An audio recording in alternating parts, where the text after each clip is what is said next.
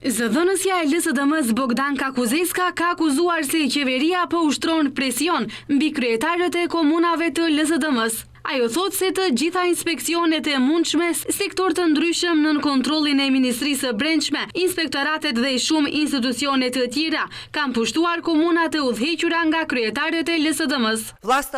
Qeveria madje shkon aq larg sa të ushtroj presion mbi anëtarët e familjeve të ngushta të kryetarëve të komunave, me zhvendosje të paligjshme nga vendet e tyre të punës në vende tjera pune, jashtë vendbanimit të tyre. Ky presion është selektiv dhe tendencios, i drejtuar ekskluzivisht ndaj komunave ku kryetarët e komunave janë nga LSDM-ja, ndërsa në komunat nën kontrollin e DFMN-s nuk ka fare kontroll. Ky është një shembull klasik i keqpërdorimit të institucioneve shtetërore për qëllime partijake nga VMRO-DFMN. Lidhur me këto akuza, i menjëhershëm ka qenë reagimi i VMRO-DFMN-s, të cilët thanë se LSDM mban konferenca për shtyp, që janë një arsye për të mbuluar mosveprimin dhe paaftësinë e kryetarëve të komunave të tyre.